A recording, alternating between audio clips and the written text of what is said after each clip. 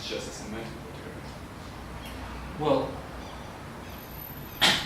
okay, it's true that your theory of truth is going to turn this from a semantic theory into a metaphysical theory. But as far as I can see, virtually any theory of truth will do that for you. Do you think any really? I think so. Yeah. I mean, yeah, if you're a verificationist, a correspondence theorist, even a deflationist. Okay, I don't see it that way, but okay, I don't see how you spoke earlier about deflationist. So suppose you're a deflationist, how do you go from semantics to metaphysics? Well,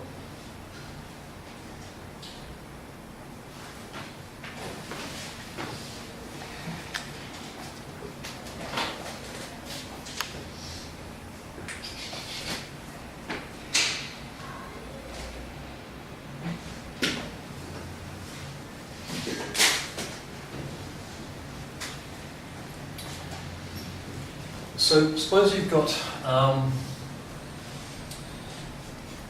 a sentence PA, which is a dilithium. Okay? So A is an object, and P is some predicate.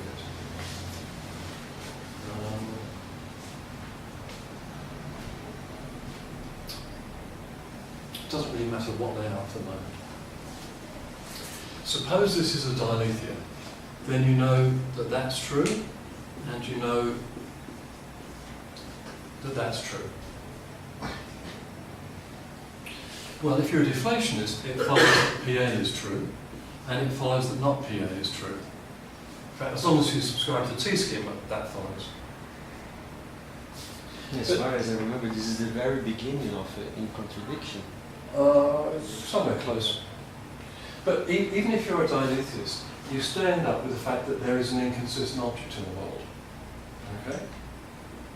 Now, maybe we need to argue about what you mean by metaphysics.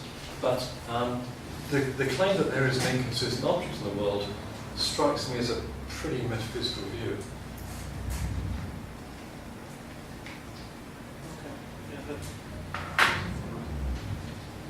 So I would like, this is a good opportunity, I have now a good opportunity to understand precisely that how can I define valuations as relations instead of functions in order to have a proposition being true and false at the same time. I think maybe this idea can help to understand how we can have mathematically true contradictions, or at least sentences which are true and false at the same time. Because if we take valuations as functions, that's not possible. Could you explain this valuations as relations, please?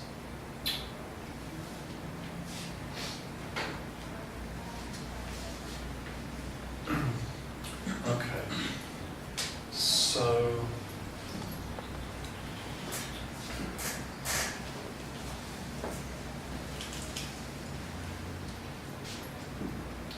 come back to the classical picture for a moment. So every situation takes every form, or partitions the formulas into the truths and the falsehoods. So formulas have exactly one of these truth values. And the way that you can represent this is as a mathematical function. So given any formula A, its truth value is true, or its truth value is false. So that's one standard way of doing classical logic. But if you come back to the full value picture,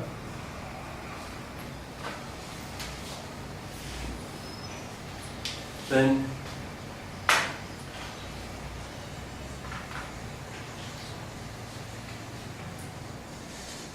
once you've said whether something is true, you've given no information about whether it's false or not. So once you know it's true, you know it's here or here, but you haven't said whether it's false. So you've got to add extra information. And one way of doing that is to take a semantic evaluation not to be a function, okay, well, you can do it like this, in which case it can be a function, but if you do it like this, then a semantic evaluation is going to be a relation R from the set of formulas to the evaluation will be a subset for Cartesian product. Maybe, although well, okay. So it's a relation between the formulas and true and false. alright. Okay. So you can have say propositional variable P that can relate to 1, or P can relate to 0. So P relates to 1 tells you here, P relates to 0 tells you here, and you can have this and this, this and not this, not this and this, and not that and not that. Okay? And obviously that codes the information in this diagram. So we've moved from a function to a relation. So we have a non-deterministic semantic. No, it's perfectly deterministic. Once you know what the propositional parameters relate to, then you know what everything else relates to. There's no non-determinism. Right? Because take negation, right? The relational truth conditions for negation are this. Okay, so not A relates to true if and only if A relates to falsity. And not A relates to falsity if and only if A relates to true. So if you know what A relates to, you know what not A relates to. Right? Because it's determined. In non-deterministic semantics, even when you have all the information about A, you may not know what not A. You may not know the semantic value of not A. Okay? So this is not non-determinism. Some guys told me once that dialectism is true and false at the same time, and for this reason it is a dialect here. So That's, yeah, and there are good reasons for thinking that. So,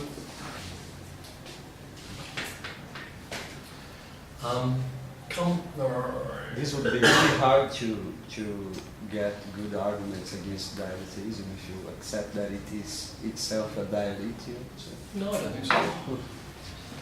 I'll come back to that in a second. But in LP, there's nothing in that quadrant, right? And it's not hard to show that in this case, it's a logical truth that P and not P is not the case. So there's a sense in which the law of non-contradiction is actually logical truth. But of course, you could also have a situation where both P and not P hold.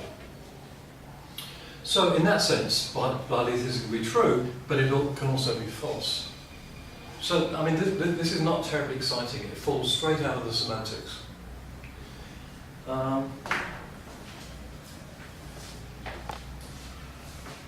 I don't think that makes it any harder to argue against dialethism. You cannot argue necessarily by reductio against a dialethist, because if you show that my view is internal contradiction, it's at least possible for me to say, yes, but that's one of the true contradictions. You know, how rational that is a different matter. But it's a move that's available to me in logical space. But, you know, there are going to be certain contradictions which are just crazy. So I'll tell you how to refute dialethism. All right. You show that my views entail that I, Graham Priest, am a frog and not a frog. Now, that entails that I'm a frog. So if you can show me that my views entail that I'm a frog, you win. I'm wrong. Okay? So that's an easy strategy. Well, that's a strategy for refuting dialethism. Show that it entails something just crazy. So this brings us to, which is what Curry's paradox does. But okay, that's the sort of thing. I think one important point is that dialectism is not the view that, according to which all contradictions are true, but there are some contradictions. Yes. Yes.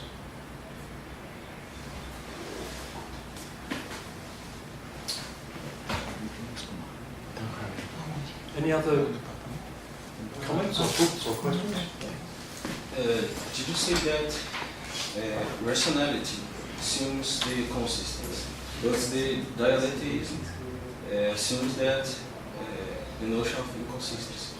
Could you define the notion of rationality in this context, Right. or different notion?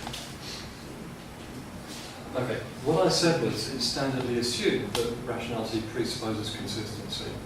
Now, I think that's just false. Can I define rationality?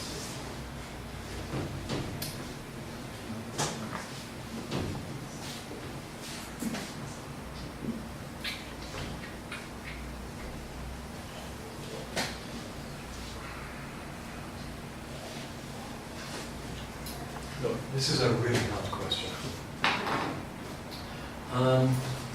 The way I think rationality works is something like this. Rationality really kicks in when we have a bunch of different views and we have to choose which one is the most rational of the views. So maybe in science, for example, we have a number of different theories about some topic, maybe motion, and we have to choose the most rational theory. Now, there are a number of criteria which speak in favour of a theory. The most important is adequacy of the data, because that's what we want the theory to do, explain the data. But there are any other number of criteria, such as simplicity, fruitfulness, non-ad hocness, okay? And let's suppose that consistency is one of these criteria. So these are good-making criteria, and their opposites are bad-making criteria.